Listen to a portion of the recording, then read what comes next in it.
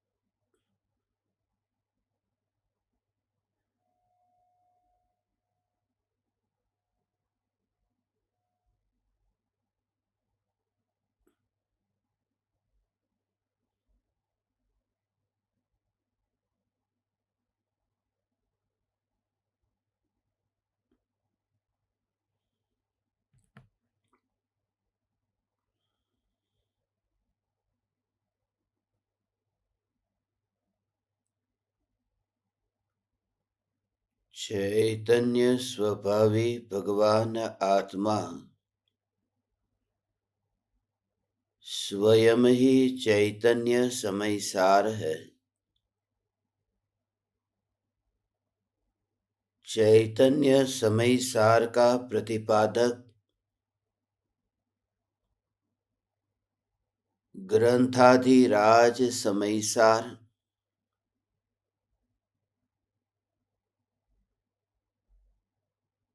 पंचम काल में चैतन्य समयसार की उपलब्धि की भावना भाने वाले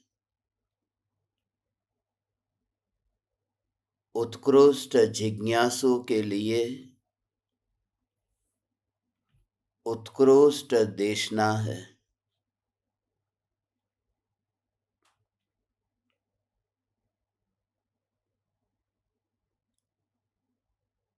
भले ही मुनि धर्म और गृहस्थ धर्म इस प्रकार से धर्म के दो भेद कहे हैं, मगर मुनि हो या गृहस्थ हो, दोनों की साधना का आधार तो ध्रुव चैतन्य परमात्मा ही है। क्योंकि सूक्ष्म दृष्टि से देखे तो यह साधना न मुनि की है न गृहस्थ की है। यह साधना, यह आराधना आत्मा की आराधना है। यह आध्यात्मिक साधना है। इसलिए इस साधना में न कोई मुनि होता है न कोई गृहस्थ होता है, न कोई पुरुष होता है न कोई स्त्री होती है। इसलिए आचार्य कुंद कुंद देव ने यह शुद्ध न्यायक भाव, उस भाव का भाव समझाया है। जीव अजीव अधिकार पर अपनी चर्चा चल रही है। अभी तक हमने 57 गाथाओं पर चर्चा की। व्यवहार और निश्चय का प्रकरण है कि मुनिराज जो शास्त्र लिखते हैं, उस शास्त्र के लिखने में मुनि की, ज्ञानी की दृष्टि दोनों अपेक्षा से वस्तु का निरूपण करने की होती है। यदि कोई एकांतवादी एक ही दृष्टि से वस्तु को ग्रहण करता है तो एकांतवाद के आग्रह के कारण एकांत रूप संसार में परिभ्रमण करता है। इसलिए बार बार हमें निश्चय और व्यवहार दोनों नई विवक्षा से वस्तु स्वरूप भगवान आत्मा का स्वरूप समझाया है। वर्णादि और रागादि भाव जीव के है या नहीं है, तो अंत में यह चर्चा की रुई का दृष्टांत दिया था अमृतचंद्र आचार्य ने कि रुई तो सफेद है, मगर सफेद रुई से बना हुआ जो वस्त्र है वह सफेद वस्त्र उसे यदि रंग से रंगा जाए तो वह अलग अलग रंग वाला होता है। मगर जब वह अलग अलग रंग वाला होता है उस समय भी उस वस्त्र में जो सफेदी है वह वहीं पर ही छुपी है, उसके स्वभाव में वह सफेदी टिकी है।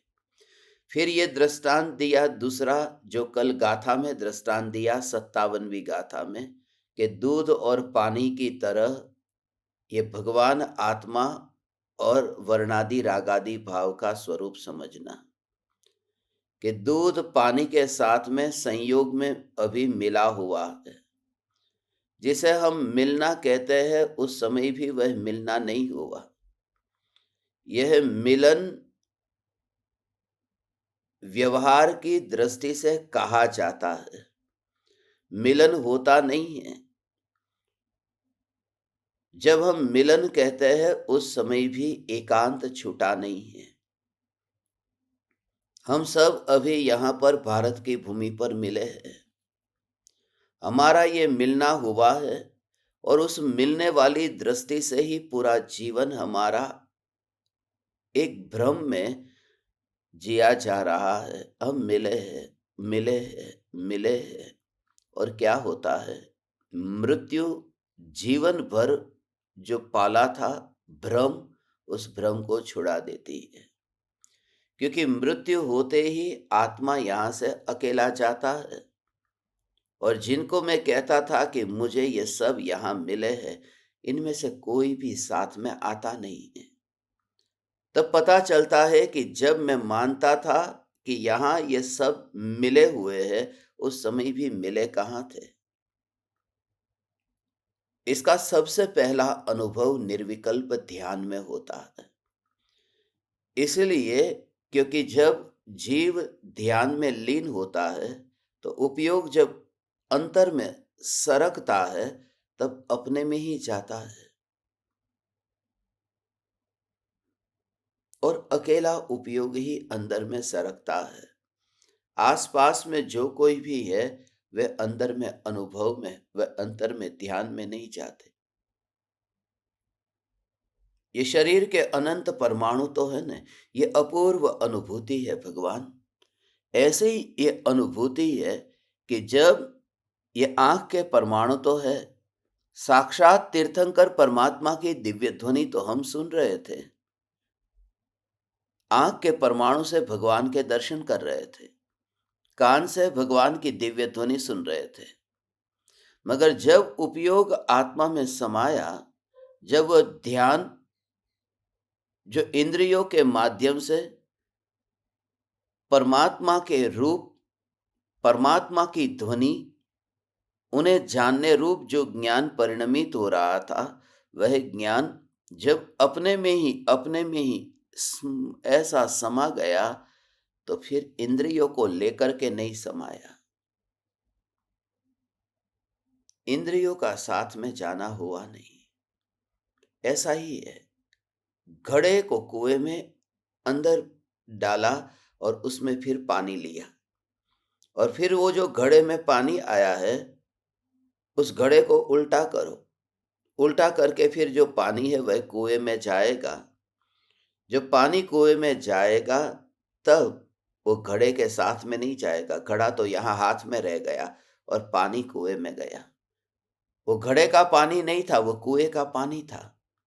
ऐसा ही भगवान आत्मा का स्वरूप है ये ज्ञान जो है, जो इंद्रियों के माध्यम से, ये इंद्रिया घड़ा है, ये घड़े की तरह है। मगर ये जो इंद्रिया घड़े की तरह है, ज्ञान अंतर्मुख होता है। ज्ञान अंतर में उपयोग जब अंतर में स्थिर होता है, तब परम एकांत का अनुभव होता है। चित्त की मलिन वृत्ति वहां कहीं पर भी नहीं, क्योंकि जब वह घड़ा वहां हाथ में ही रह गया और पानी कुएं में गया। और जब पानी कुएं में जाता है, उस समय पानी को कितनी इच्छा होती होगी कि मैं कुएं के अंदर चला जाऊं, मैं कुएं के बिना अधूरा हूं। वह पानी खुद ही कितना प्यासा होगा कुएं से मिलने के लिए, कुछ भी नहीं होता। वह पानी सहज ही अंदर जाता है, बिना किसी आशा, अपेक्षा, उम्मीद के। उसका स्वभाव है ढलना, बस वह सहज ढल गया। ऐसा ये गहरा भाव है। जब ध्यान आत्मा में समा जाता है भगवान, हे चैतन्य परमात्मा, तब ये देह का घड़ा बाहर ही रहता है। बाहर का भाव क्या है? बाहर का भाव है कि जो उपयोग, ये देह के परमाणु कोई बाहर रहते हैं और अंदर नहीं जाते हैं, उसका अर्थ है कि वह अनुभव रूप जो परिणमन होता है, उस परिणमन में ये परमाणु परिणमित नहीं हो जाते हैं। बाहर का भाव ये है।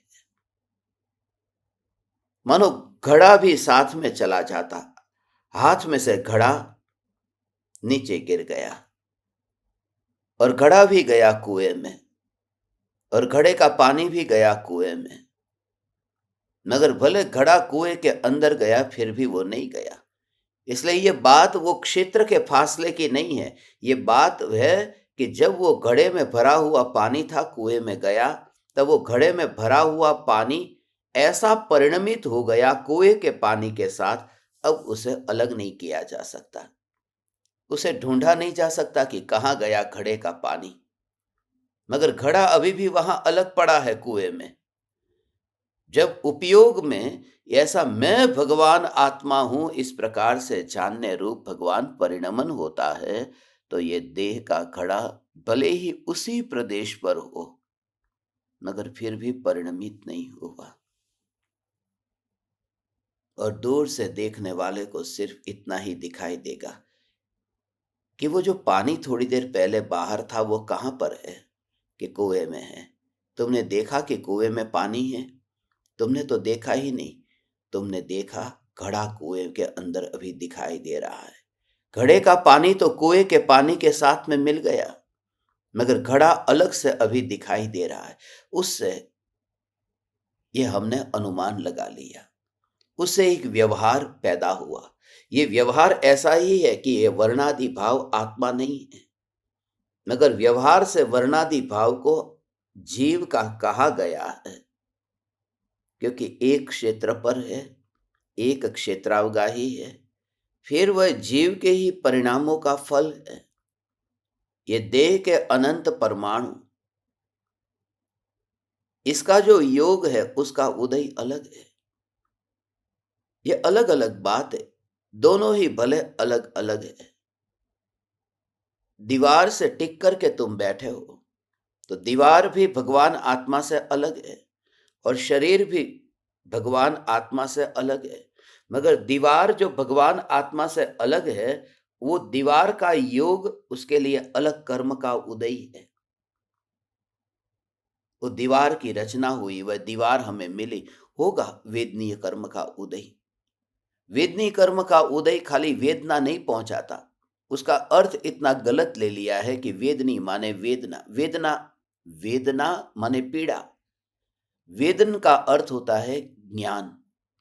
ऐसा कर्म का उदय जो ज्ञान में, जानने में आ जाता है, दूसरे को पता चल जाता है। तुम्हारे शरीर की रचना का पता नहीं चलता, नाम कर्म का पता नहीं चलता, चेहरा देख करके पता चलता है कि खून का ग्रुप बी पॉजिटिव है, हड्डी टूटी है या नहीं टूटी है। ये शरीर की रचना, नाम कर्म का उदय, ये पता नहीं चलता। किसी को मिलते हैं तो उसकी जिंदगी कितनी है उसका पता नहीं चलता। किसी को मिलते हैं तो ये पता नहीं चलता उसका कुल गोत्र क्या क्या है, जो भी आयु, नाम, गोत्र। मगर वेदनीय कर्म, उसका घर ऐसा है, इतना बड़ा है, इतने बेडरूम है, इतनी गाड़ी है, इतने बच्चे हैं, ये जो बाहर में दिखाई देते हैं, ये साता असाता वेदनीय कर्म के उदय से प्राप्त हुए संयोग है। इन संयोगों का ज्ञान हो जाता है। जब इन संयोगों का ज्ञान होता है तो वो कर्म अलग है, ये दीवार के कर्म अलग है और शरीर के कर्म अलग है, जिसके वजह से ये मिलना हुआ है। तो व्यवहार इस प्रकार का है कि जो आत्मा का नहीं है मगर आत्मा का जाना जाता है, क्योंकि उसमें आत्मा के अपने कर्म का उदय है। जिन भावों से वे कर्म बंधे थे, जिन कर्म के उदय से ये देह मिला है। आज 58, 59 और 60 इन 3 गाथाओं को एक साथ प्रारंभ करना है। 58वीं गाथा में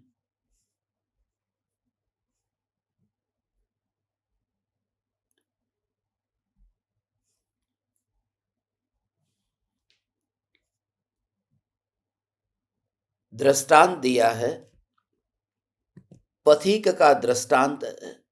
और ये दृष्टांत भी समय सार की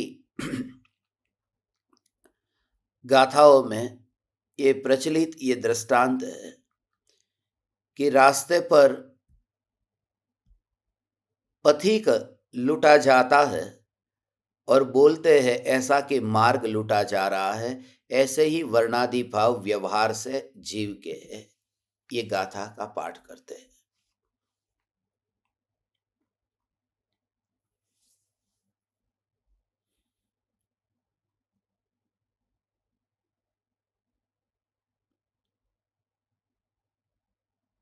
पंथे मुसंतम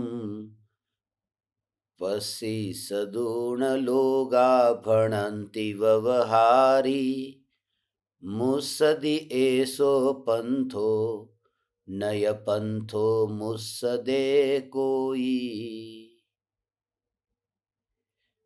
तह जीवे कम्माणम नो कम्माणम च पसिदुम वर्णम जीवस एस वर्णो जिणे हिम व्यवहार दो उत्तो गंधरसफासरुवा देहो संठाण माया जेय सव्वे व्यवहारस यनिच्छय नरुववदि संति।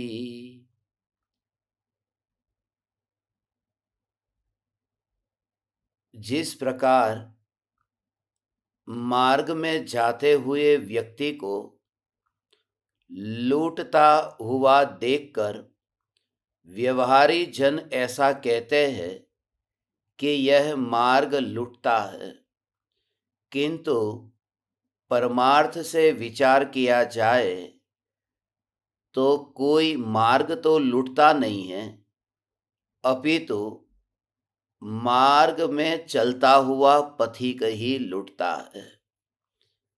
ये दृष्टांत है। 58वीं गाथा में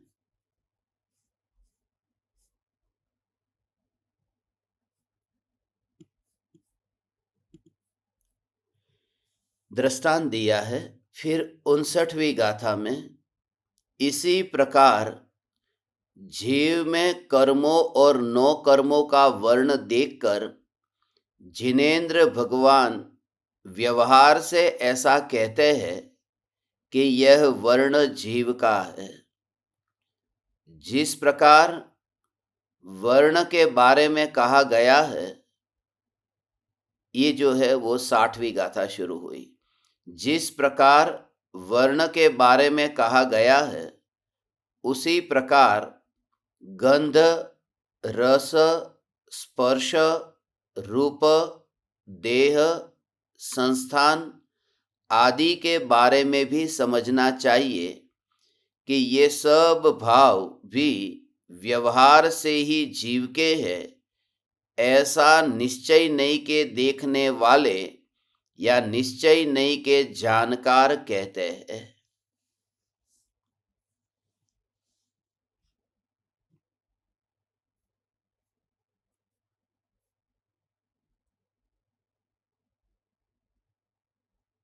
ये दृष्टांत तो बहुत सरल है, इसमें समझाने जैसा कुछ भी नहीं है। रास्ते पर कोई पथिक लूटता है और कहने में ऐसा आता है कि मार्ग लूटता है, उस मार्ग पर मत जाना, वह मार्ग तो लूटता है। तो मार्ग जो है वह तो कभी लूटता नहीं है, मगर पथिक लूटता है, मार्ग नहीं लूटता। इसका जो सूक्ष्म भाव अभी समझने जैसा है। जिसे हम मार्ग कहते हैं कि मार्ग पर हम यात्रा कर रहे हैं, मार्ग पर हम चल रहे हैं, तो मार्ग तो जमीन है ना, ये मार्ग है, ये रास्ता है। बोलने में उसमें आता है कि हम रास्ते पर चलते हैं, वास्तव में रास्ते पर कोई चलता ही नहीं है। चलना रास्ते पर नहीं होता है, चलना तो आकाश में होता है। हम खाली जगह पर चलते हैं, हमारे कदम जो आगे बढ़ते हैं वो खाली जगह पर आगे बढ़ते हैं, रास्ते पर तो चला ही नहीं जाता। जो आकाश है उस आकाश पर हमारे पैर आगे बढ़ते हैं, हम चलते हैं आकाश। आकाश माने ऊपर का आकाश नहीं, जो अवकाश है, जो स्पेस है, जो खाली जगह है, चलना वहां पर हो रहा है। और उसी को व्यवहार से मार्ग कहा है कि मार्ग पर जब हम चलते हैं तो मार्ग नहीं लूटता है, मार्ग पर चलने वाला वह मार्गी है, पथ पर चलने वाला वह जो पथिक है वह लूटता है। आकाश है वह नहीं लूटता, क्योंकि आकाश को वहां से हटाया नहीं जा सकता। कोई भी लुटेरा आएगा और उस आकाश को वहां से ले जाएगा, ये संभव नहीं है। आकाश तो अचल तत्व है, उसे लूटा नहीं जा सकता।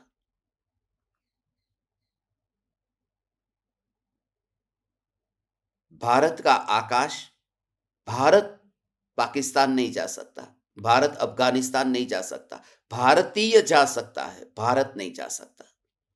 वह जो खाली जगह है उस आकाश को हिला नहीं सकते। ऐसे ही ये चैतन्य सत्ता को बताना चाहते हैं कि ये चैतन्य सत्ता उस आकाश की तरह अचल है। ये चैतन्य सत्ता में कभी भी रंग नहीं होता, रूप नहीं होता, मगर जिसमें रंग रूप होता है उसके योग में होने की वजह से जहां वो पथिक लूटा जा रहा है, उस पथिक की वजह से उस आकाश को भी ये लूटा जाता है, ये मार्ग लूटा जाता है। इस मार्ग पर सावधानी से चलना, ये मार्ग खतरनाक है। मार्ग में कोई खतरा नहीं है, खतरा तो वह लुटेरा है जो लूट लेता है। मार्ग खतरनाक नहीं है, मगर व्यवहार की भाषा इस प्रकार की है। जब ये गाथा पढ़ते हैं तब एक बात और विचार में आती है कि ये गाथा 2000 बरस पहले लिखी गई, और 2000 बरस पहले भी आचार्य कुंदकुंद देव के काल में ये होता होगा, रास्ते में लूट होती होगी। इससे ये भी समझ में आता है कि जो हम ये मान करके बैठे हैं कि आज के जमाने के लोग बुरे हैं, पहले के जमाने के लोग अच्छे थे। अब ये तो पता चल गया कि 2000 साल पहले भी लोग लूटपाट करते थे, तो 2000 साल पहले भी कहां अच्छे लोग थे। और ये बात तो छोड़ो, ये तो कलयुग था ना, क्योंकि आचार्य कुंदकुंद देव तो कलयुग में हुए, मगर नेमिनाथ भगवान, राम, ये तो चौथे काल में हुए, जिसे हम श्री कृष्ण और राम कहते। श्री कृष्ण तो नेमिनाथ भगवान के चचेरे भाई थे ना। वो काल तो कितना अच्छा काल था, जिस काल में, उस काल में भी स्त्री का हरण हुआ कि नहीं, सीता का हरण हुआ कि नहीं, जमीन के लिए पांडवों में, कौरवों में लड़ाई हुई या नहीं हुई। ये सब सतयुग में हुई थी, कलयुग में नहीं। ये बात दिमाग में से, धारणा में से निकाल दो कि यह काल बुरा है और वह काल अच्छा था। जिन्हें धर्म नहीं करना है वो ये बहाने बनाते हैं। पहले का काल अच्छा था। पहले का काल अच्छा कैसे हो सकता है? क्योंकि पहले के काल में कौन थे? हम ही तो थे, जो वहां से मर करके फिर यहां पैदा हुए। अच्छे में से बुरा पैदा होता कैसे है? यदि मैं उस समय अच्छा था तो ये बुरा कहां से पैदा हुआ? ये बुराई अनंत अनंत भव की चली आ रही है। मगर शास्त्रों को पढ़ करके यह भ्रम पैदा होता है कि पहले के जमाने के लोग बहुत अच्छे थे। उसका कारण है क्योंकि जितने भी पुराण लिखे जाते हैं, जितनी भी कहानियां लिखी जाती है, उन कहानियों में, शास्त्रों में अच्छी अच्छी बातें लिखी जाती है। जैसे परम कृपालु देव के बारे में लिखा गया, पूज्य गुरुदेव श्री कांजी स्वामी के बारे में कहा गया। जो भी लिखा गया, कहा गया, आज से 500 बरस के बाद में कोई पढ़ेगा, हमारे बारे में नहीं लिखा जाएगा। मगर गुरुदेव के बारे में, कृपालु देव के बारे में लिखा गया तो 500 साल के बाद में कोई पढ़ेगा कि श्रीमद राजचंद्र 500 बरस पहले हुए और उनकी दशा ऐसी थी, ऐसी थी। तो उस समय पढ़ने वाले लोग यही कहेंगे कि 500 साल पहले के लोग कितने अच्छे थे। देखो, श्रीमद राजचंद्र जी ने आत्मसिद्धि शास्त्र 1.5 घंटे में लिखा और 4 जीवों को दिया। ऐसे भव्य जीव पहले के जमाने में कितने अच्छे लोग थे। मगर उन 4 जीवों के नाम लिखे जाएंगे, आपका और मेरा नाम नहीं लिखा जाएगा। तो इससे यह भ्रम पैदा होता है कि यहां पर अभी पाप नहीं हो रहे, यहां डाकू, गुंडे, आतंकवादी, लुटेरे इस काल में है ही नहीं। मगर अच्छाइयां इतिहास में लिखी जाती है, तब फिर जब लोग पढ़ते हैं तो अच्छी अच्छी बातों को पढ़ करके समझ लेते हैं। ऐसा ही महापुरुषों का होता है कि गुरुदेव जैसे महापुरुष धन्य है, क्योंकि गुरुदेव ने ऐसी चैतन्य परमात्मा की पुकार हमें समझाई, सुनाई। क्या गुरुदेव ने अपनी जिंदगी में एक बार भी गुस्सा नहीं किया होगा? क्या गुरुदेव को कभी अभिमान का भाव आया ही नहीं होगा? मगर ज्ञानियों की बुराइयां लिखी नहीं जाती, उनके दोषों को देखा नहीं जाता, उन दोषों को अनदेखा किया जाता है, क्योंकि हमें मिला उनसे जो है उसकी तुलना में जो उनकी विकृति है वो कुछ भी नहीं है।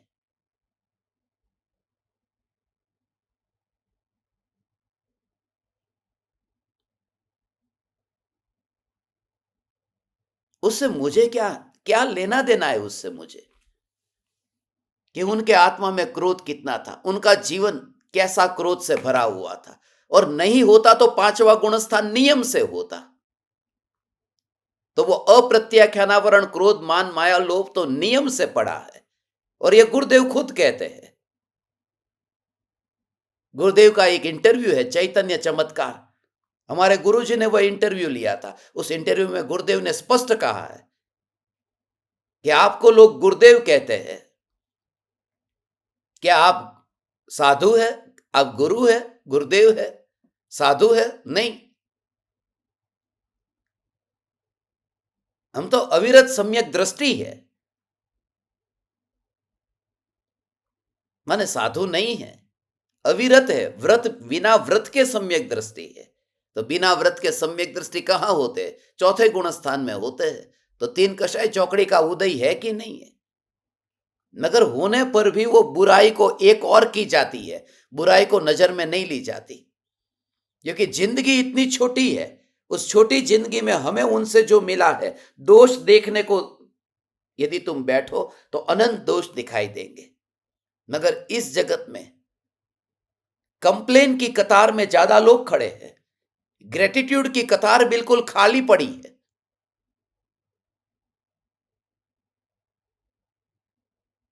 धन्यवाद देने का भाव मर ही गया है। और जब तक ये भाव बस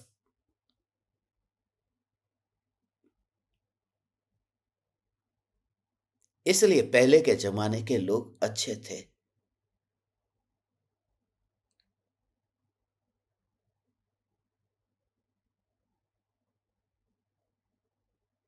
वो जो कुछ भी था, पहले के जमाने के लोग अच्छे थे, क्योंकि अच्छाइयाँ देखो तो, वरना उस जमाने में भी स्त्रियों को दांव पर नहीं आया, जुए में स्त्री को दांव पर लगा दिया। और वह काल सतयुग है। सतयुग में भी ऐसे काम होते हैं। इस जमाने में कोई अपनी स्त्री को दांव पर तो नहीं लगाता ने जुए में, इतना तो बुरा काम कोई नहीं करता ने। फिर भी ये काल बुरा है, कलयुग है, वो सतयुग था। इन सभी भेदों में से बाहर निकलकर एक चैतन्य की आराधना मुझे करनी है। न मुझे इस काल की और न उस काल की ओर दृष्टि करनी है। आचार्य कुंदकुंद देव जिस काल में थे, उस काल में भी पापी लोग थे ने, लूटने वाले लोग थे ने, मगर उसी काल में कुंदकुंद आचार्य भी हुए न। उनका नाम याद नहीं रहा, लूटने वाले का नाम यहां पर नहीं लिखा गया, मगर आचार्य कुंदकुंद देव का नाम आज भी ये अमर हो गया। और गौतम स्वामी के बाद में सबसे पहले जिनको याद किया तो कुंदकुंद आचार्य देव को किया, दर्शन आचार्य को भी नहीं लिया। जिन्होंने षटखंडागम का बोध दिया, पुष्पदन जी और भूतबली जी को, उनका नाम भी नहीं लिया। मंगलम कुंद कुंदाद्यो, आद्यो कह के वहां पर कुंद कुंद आद्यो कह के आदि में सबको समा दिया। धरसेनाचार्य को आदि में लिया, क्योंकि हाथी के पैर में जैसे सबके पैर समा जाते हैं, ऐसे ही कुंद कुंद ये शब्द में ही सभी आचार्य समा जाते हैं। तो सद्गुण को देखो बस। और ये सद्गुण सिर्फ बाहर में नहीं, यहां अंदर में भी यही बात देखनी है कि अनंत प्रकार के राग और विकल्प होने पर भी वो विकल्प है। वो विकल्प है। कितने विकल्प है, ओ हो, वो विकल्प है, ओ हो। मगर उन विकल्पों से न्यारा अनंत शक्तिशाली भगवान आत्मा, जो क्षेत्र से और काल से भी खंडित होता नहीं, ऐसा भगवान आत्मा मैं हूं, तो वो विकल्प कितना बलवान है। तीर्थंकर प्रकृति जिससे बनती है, ऐसा राग का विकल्प कैसा, कितना उत्कृष्ट विकल्प। मगर वो उत्कृष्ट विकल्प स्वभाव का जोर जहां पर हो, ऐसा है, इसलिए झटका लग जाता है। ये उत्कृष्ट विकल्प है न। कैसा उत्कृष्ट विकल्प कि जिससे जिससे कितने कितने जीवों का भला हो जाता है, कितने जीवों का भला हो जाता है। ये दृष्टांत मैंने दिया ना, कोई चौंक गया, हिल गया, और उसने इतना बुरा मान लिया कि वो ग्रुप छोड़ के ही निकल गया। क्योंकि मेरी भाषा थोड़ी कठोर भाषा है ना, कठोर माने चुभने वाली सच्ची भाषा है। मैंने ये कहा कि गाय का जो मूत्र है, उस गाय के मूत्र से तीर्थंकर परमात्मा की मूर्ति का तुम अभिषेक करोगे, उसमें शोभा है। गाय के मूत्र से बोले हैं, गाय का मूत्र और तीर्थंकर भगवान की ऐसी आदिनाथ भगवान की मूर्ति, उसका अभिषेक, इसमें शोभा बोलते हो। जब आत्मा में राग का विकल्प उत्पन्न होता है, वो तीर्थंकर प्रकृति बनती है, वो राग हो तीर्थंकर प्रकृति बनती है। वह राग का विकल्प जब उत्पन्न होता है, तब त्रिकाली ध्रुव ज्ञायक देव पर वो मूत्र का अभिषेक ये शोभा नहीं देता। ओहो, वो त्रिकाली ध्रुव भगवान आत्मा की चैतन्य मूर्ति पर वो शुभ राग का अभिषेक, वो शुभ राग, वो मूत्र, मूत्र क्यों? क्योंकि वह विकृति है, वो मैल है, वो मैल है इसलिए कि मगर उससे तो कितने जीवों का भला हो जाता है। तो गौमूत्र पीने से भी बहुत से लोगों का भला हो जाता है, मगर मूत्र तो मूत्र ही रहता है। उससे अभिषेक नहीं किया जाता, भले कितने जीवों की बीमारी गौमूत्र से ठीक होती हो। वो राग का विकल्प है जिससे भव्य जीवों का भला होता होगा कि आगे जाकर के दिव्य ध्वनि खिरेगी। मगर जो अंतर में सम्यक दृष्टि ज्ञानी धर्मात्मा की श्रद्धा का जोर ऐसा है, वो राग को ऐसा देखता है और सभी राग को एक श्रेणी में ऐसा देखा है। तीर्थंकर, ये तीर्थंकर का नाम तो इसलिए कि तीर्थंकर प्रकृति भी उसमें आ गई। जिस राग से तीर्थंकर प्रकृति, हो ऐसा राग का भाव, और उसके बीच में ऐसा, अरे भगवान आत्मा का, इसमें इसमें भगवान आत्मा की शोभा नहीं है। ओ हो, इसमें भगवान आत्मा की शोभा नहीं है। और खास बात तो ये थी कि वितराग परिणति जो है वो जलाभिषेक है, और राग का विकल्प है वो मुद्राभिषेक है।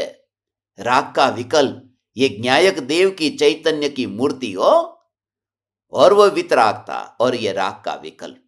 अंदर में सम्यक दृष्टि उदासीन ऐसे रहता है। ये राग के विकल्प की उत्पत्ति को तब पता चलता है, ये कि ज्ञान ज्ञान ज्ञान को छूता नहीं, और उत्पन्न हुआ वह विकल्प सिर्फ ज्ञान में झलका है। और जहां झलका, ओ, जहां वह झलका, ओ, वहां अंदर आया कहां, झलका ने। तो वह राग का विकल्प आत्मा में उत्पन्न हुआ। ये बोलने में आता है कि राग का विकल्प आत्मा में उत्पन्न हुआ है, उत्पन्न हुआ कहां, हो। वो प्रतिबिंब जो पड़ा, वो प्रतिबिंब का मतलब उत्पन्न होना नहीं है। ओहो, उसमें उत्पन्न होना नहीं है, उसमें उत्पन्न होना नहीं है। ऐसा स्वभाव का जोर सम्यक दृष्टि ज्ञानी धर्मात्मा की, ऐसी अंतर की परिणति भगवान, ऐसी अंतरंग परिणति होती है। हे चैतन्य परमात्मा, ओहो, वहां से जन्म कहाँ हुआ। सामने कादव कीचड़ है, तो कादव कीचड़ दर्पण में प्रतिबिंबित हुआ, तो दर्पण में कीचड़ का जन्म हुआ। वो कीचड़ का जन्म दर्पण में कहाँ हुआ। वो राग का विकल्प उसकी योग्यता से पैदा हुआ था, वो राग हो गया। ओहो, है उसको ऐसा अनदेखा करना हो भगवान। ये न्यायक की चैतन्य की मूर्ति है ना, दूसरे के दोष को अनदेखा करना, वो तो कर या न कर, वो एक और पड़ा रहने दे। मगर अपने आत्मा में जो विकार के भाव उत्पन्न होते, उसे भी अनदेखा करने का अभ्यास कर। वह तू नहीं है, ओ तेरे में से उत्पन्न हुए ऐसा माने, तो अंदर कहीं ना कहीं पड़े थे और वहां से उत्पन्न हुए हैं। वो कीचड़ दर्पण में से जन्म लेता है, ऐसा थोड़ी ना है। वो कीचड़ दर्पण में से जन्म नहीं लेता, मगर कीचड़ जब दर्पण में प्रतिबिंबित हुआ, और दर्पण में जो वो रूप तैयार हुआ, वह दर्पण में से तैयार हुआ है।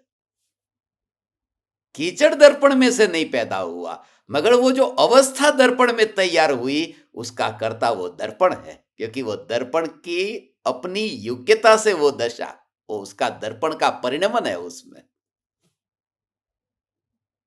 तो जो राग का विकल्प उत्पन्न हुआ, जो ज्ञान में भगवान आत्मा में जानने में आया, ऐसा इसका प्रभाव, गुरुदेव की वाणी का प्रभाव ऐसा था। जो जीव सुने उसे अंतर से छू जाए कि अरे भगवान, ये वाणी तो कभी सुनी नहीं है। राग का विकल्प, वो राग का विकल्प आत्मा का है कि नहीं, आत्मा का नहीं है, क्योंकि आत्मा में से पैदा हुआ नहीं है। मगर पता चला, ये दर्पण ने वो कीचड़ को पैदा नहीं किया, दर्पण ने कीचड़ को पैदा नहीं किया, मगर ये दर्पण में झलका न, तो वो झलका, बस वो झलकने की जो क्रिया है, उस क्रिया का कर्ता दर्पण है। वो कीचड़ का जो परिणमन हुआ और पैदा हुआ, उसका कर्ता दर्पण नहीं है।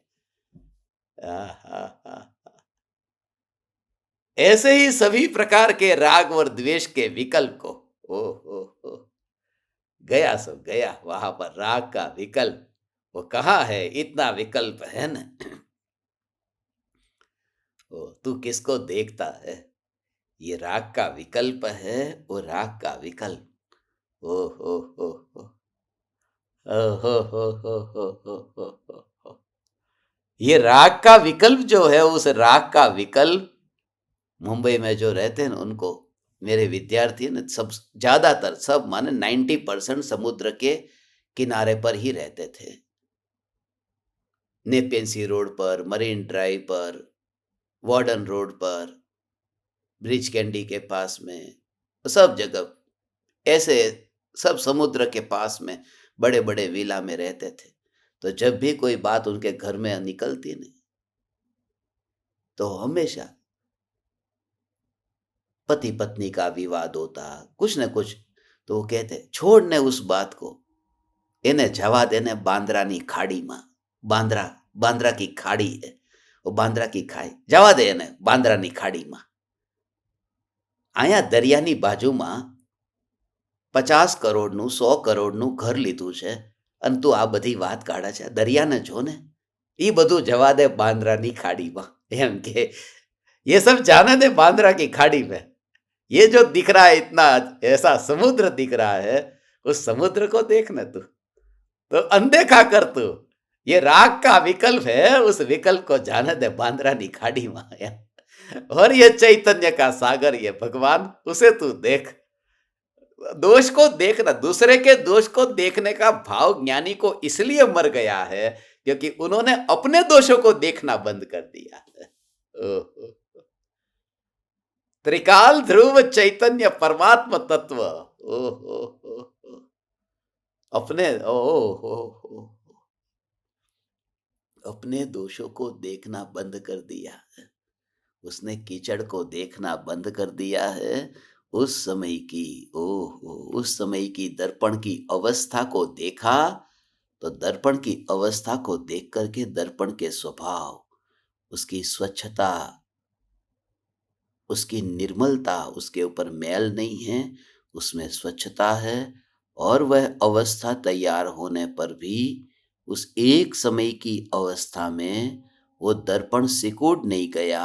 ओ हो, कुछ नया परिवर्तन आया। ऐसा कुछ नया परिवर्तन आया कि वो दर्पण के अंदर कुछ, दर्पण के स्वच्छता में कुछ नया परिवर्तन नहीं आया। वो जो दर्पण की स्वच्छता मात्र, तारतम्यता हुई, राग बढ़ा राग घटा, ऐसा भाव आता ही रहता है। ये आता ही रहता है। कभी इसका विचार अज्ञानी कहाँ करता है, कभी किसके प्रति कैसा भाव आता है। बस कैसा भाव आता है तुम जरा विचार करो।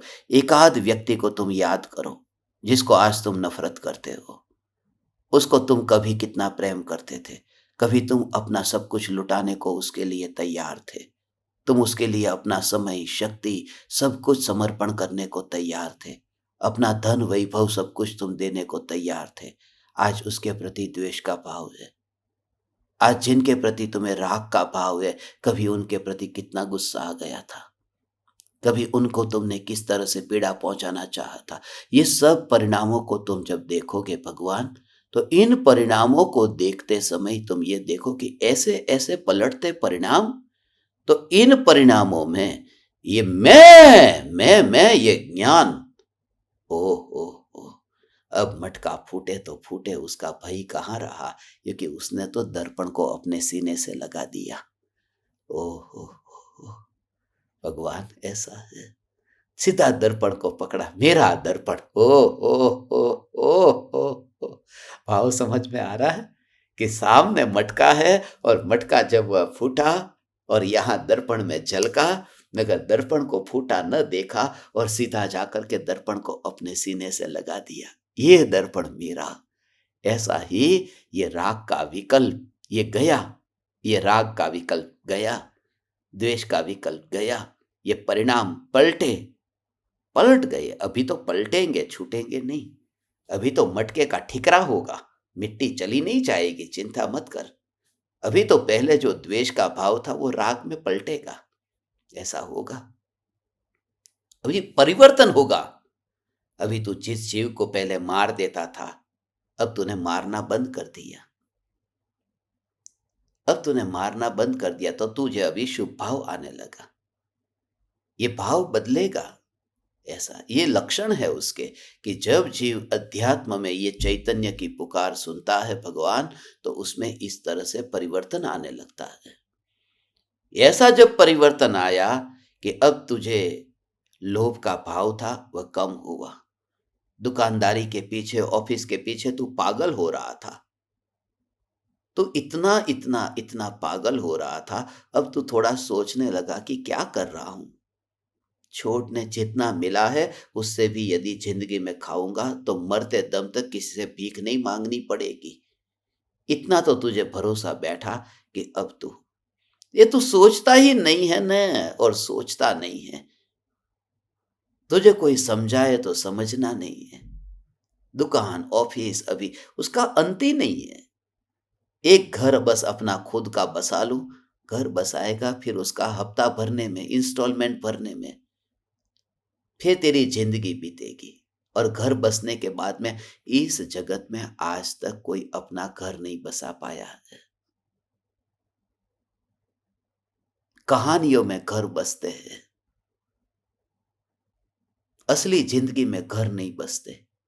और फिल्मों में ही द एंड होता है, असली जिंदगी में द एंड आता ही नहीं है।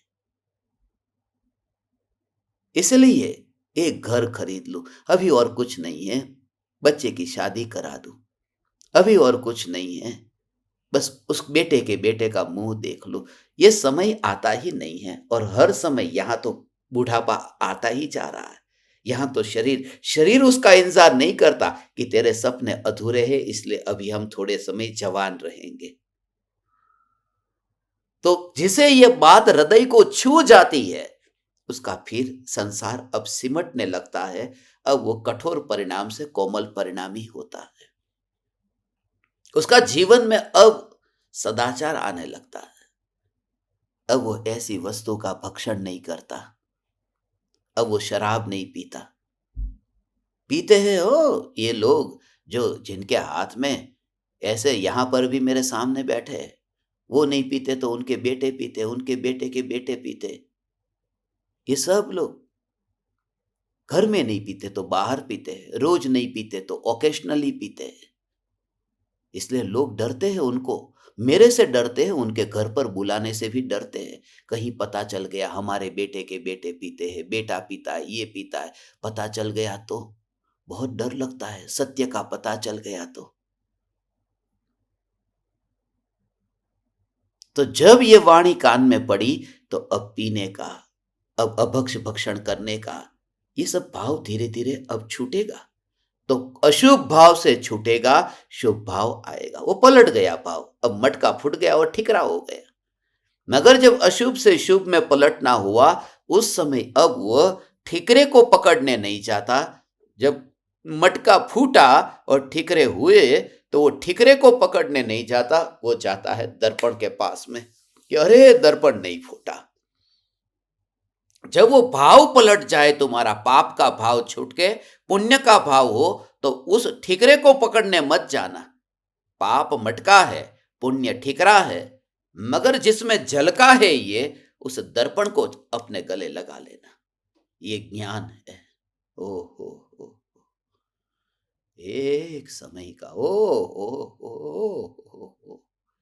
ये सत्ता सत्ता सत्ता सत्ता सत्ता सत्ता सत्ता सत्ता सत्ता सत्ता सत्ता सत्ता, एक एक एक एक एक एक समय की पर्याय में ये सत्ता का जोर, ऐसा सत्ता का जोर कि उस समय जैसे ही वहां पर ये ठिकरा प्रतिबिंबित हुआ, ठिकरा प्रतिबिंबित हुआ, और यहां पर सीधा जाकर के वो जो झलकना हुआ ने, वो कितने बजे हुआ कि 4 बजे, 4 बजे, 4 बजे ये झलकना हुआ।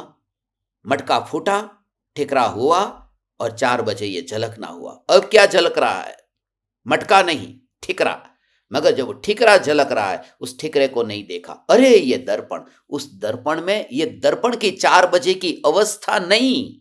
उस समय जब लगाया तब 4 बजे का दर्पण छाती से नहीं लगाया। उस समय जो लगाया है वो दर्पण की सत्ता, ये मेरा दर्पण, ऐसा ये सत्ता का जोर ऐसा है। उसमें त्रिकाल है वाला भाव अंदर गर्भित है। ओ, ये है का भाव गर्भित है। हे चैतन्य परमात्मा, हे चैतन्य परमात्मा, तेरे अंदर में ये तैयारी है वो। ये आचार्य आचार्य आचार्य कुंदकुंद देव ये कहते हैं, जो राग और द्वेष के विकार के भाव आत्मा में जन्म लेते हैं, वो जन्म लेते हैं और फिर बदलते हैं। ओ हो, बदलते हैं। ओ हो, मगर जो भाव बदलते हैं उसके बदलने से सत्ता फूटती है, टूटती है या नहीं टूटती है। और ऐसा तो अनंत अनंत, तू जा न थोड़ा पीछे जा, अनंत भव गवाह है न। ये संस्कार कहां से आए? ये काम क्रोधादि के विकार के भाव किसने सिखाए? ये तो पूर्व भव से आए न। ये अनंत अनंत भव के संस्कार है न, जो पलटते रहते हैं। यहां मटके से ठिकरा, ठिकरे से मटका बनता ही रहता है, मगर ये बदलता ही रहता है, बदलता ही रहता है। मगर उसके बदलने से ये सत्य है न, मटके से ठिकरा, ठिकरे से मटका, ये सत्य है। मगर परम सत्य तो ये है कि दर्पण ऐसा का ऐसा है, और दर्पण की अवस्था को अनदेखा करना हो। अवस्था को अनदेखा करना अर्थात वो अवस्था ही ज्ञान में जानने में आएगी, मगर दृष्टि में वो सत्ता रहेगी। ऐसा स्वरूप है भगवान। ये अवस्था, उस समय जो तुम देखते हो 3 बजे का दर्पण देखने नहीं जाओगे, उस समय तुम 5 बजे का दर्पण देखने नहीं जाओगे। अभी जो तुम्हें दिख रहा है वो 4 बजे का दर्पण दिख रहा है, मगर जैसे ही तुमने उसे पकड़ा है तो 4 बजे वाला विकल्प नहीं है। उस समय तुमने दर्पण की सत्ता मात्र को बिना विकल्प के, काल के भेद में उस दर्पण को खंडित नहीं किया है। ओ हो, आओ छह स्वरूप भगवान। ऐसा ये तू तो 3 लोक का नाथ परमात्मा है हो? तू स्त्री नहीं है, तू दर्पण, दर्पण स्त्री होती है, दर्पण पुरुष होता है। कि स्वच्छ हो वो दर्पण है, वो दर्पण की ऐसी सत्ता है। इसलिए मेरी समझ में तो ये नहीं आता कि ये स्त्री कैसी नरक का द्वार। पहले के जमाने के लोग बहुत अच्छे थे जिन्होंने स्त्री को नरक का द्वार कह दिया। ओ हो, ओ हो, ऐसा ये चैतन्य सत्ता मात्र भगवान आत्मा, ऐसा ये ज्ञान ज्ञान ज्ञान ज्ञान, उसमें परिणमन हुआ या नहीं हुआ? परिणमन हुआ, मगर उस परिणमन में अनदेखा कर देने की कला भी वो जानता है। कैसा अनदेखा किया भगवान? हे चैतन्य परमात्मा, आज पूरे दिन भर ये प्रयोग कर। ये 3 गाथा है, 58, 59 और 60। ये 3 गाथा है।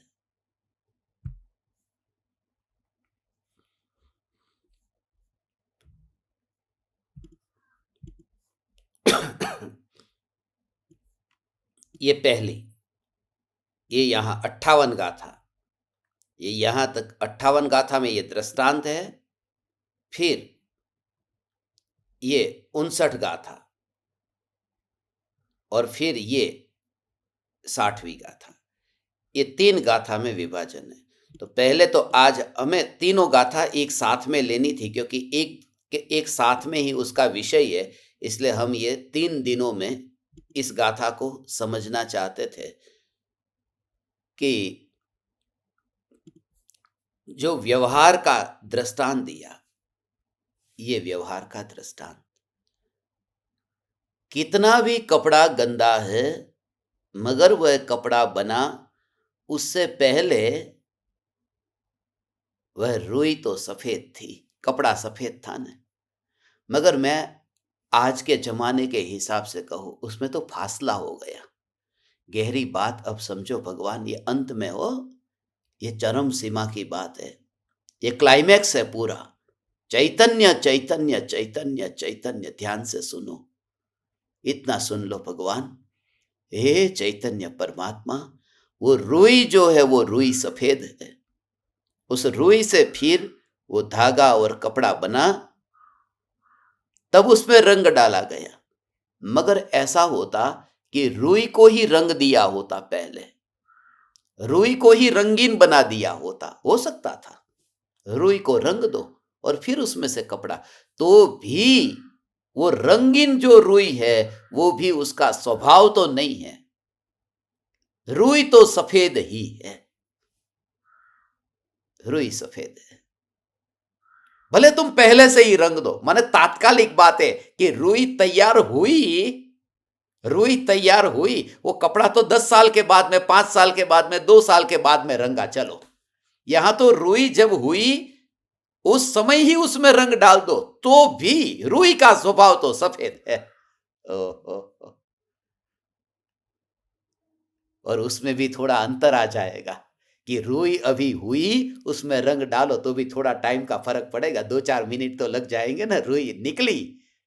मगर आज तो विज्ञान का ऐसा जमाना आ गया है कि बीज के अंदर ही रंग डाल दो तो रुई जो निकलेगी वो रंगीन निकलेगी। ऐसा होता है ना आज के जमाने में। ये शिमला मिर्ची ऐसे रंग वाली कैसे आ गई? पीले रंग की मिर्ची, नीले रंग की मिर्ची, लाल रंग की मिर्ची, ये अलग अलग रंग की मिर्ची। लाल हरी तो हमने देखा था, मगर ये तरह तरह के रंग वाली ये शिमला मिर्ची,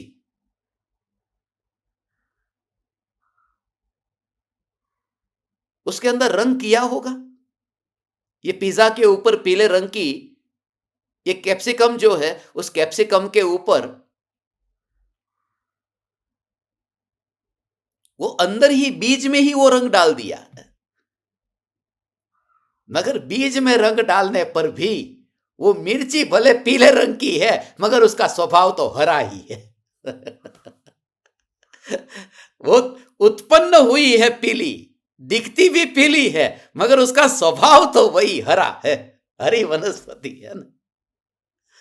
ये एक साथ में कि जिस समय भगवान आत्मा में राग हुआ है उस समय ही वो जो ज्ञान है वो ज्ञान ही मेरा स्वभाव है, वो राग मेरा स्वभाव नहीं है, वो बाहर से डाला गया इंजेक्शन है। ओ।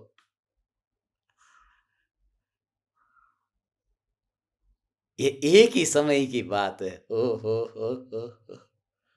जिस समय राग का विकल्प उत्पन्न हुआ उस समय फिर क्या होगा कि पूर्वकृत जितना है, अंत में ये जो बात कहता हूं 1 मिनट में सुन ले कि जब तूने यहां मटका फूटा, ठिकरा हो गया, तू सीधा दर्पण के पास गया और दर्पण के पास जाके तूने दर्पण को अपने सीने से लगा दिया।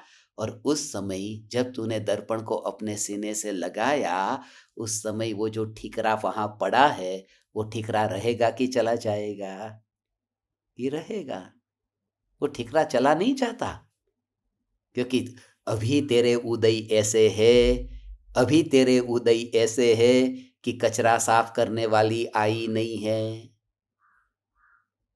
जब आएगी तब आएगी तो थोड़े टाइम के लिए ठिकरा पड़ा रहेगा, मगर तू तेरे दर्पण में इतना मस्त हो जा कि कब ठिकरा चला जाएगा पता नहीं। तो जब ज्ञानी ज्ञान का अनुभव करते हैं, ज्ञान में अभेद होते हैं, ज्ञान को सीने से लगा दिया। ओ। तब पूर्वकृत कर्म के उदय से जो राग का भाव होता था वो तो होता रहेगा ना। वो तो 7वें गुण स्थान में ध्यान में लीन है, उस समय भी संजुलन कषाय के उदय से राग होता रहता है। वो ठिकरा पड़ा है वहां पर, मगर सहज ही। ओहो,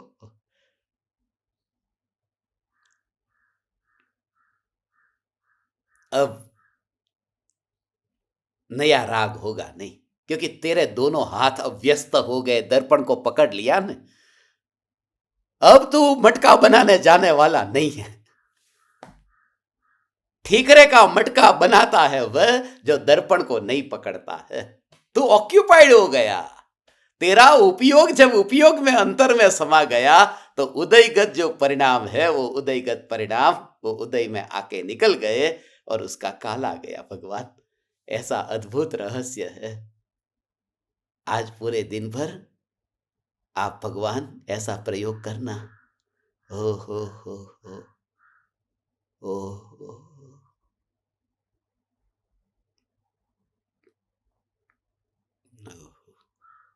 ऐसे गले लगाना।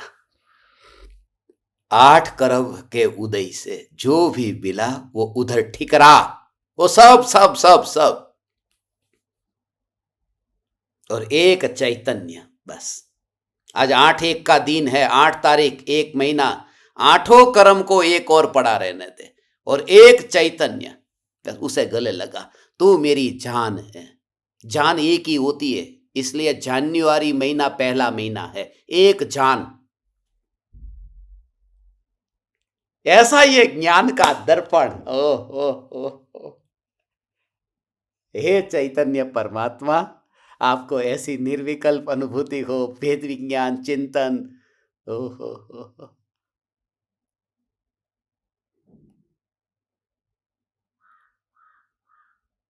I miss you so much, I love you so much.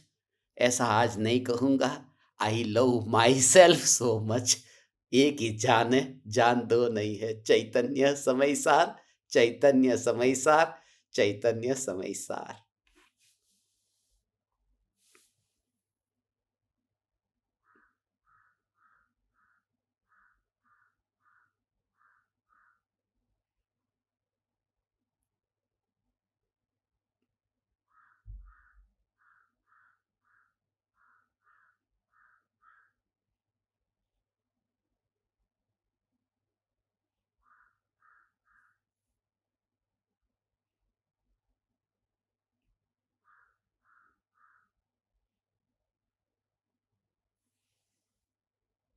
अहो अहो श्री सद्गुरु, करुणा सिंधु अपार, इस पामर पर प्रभु किया अहो अहो उपकार, अहो अहो उपकार।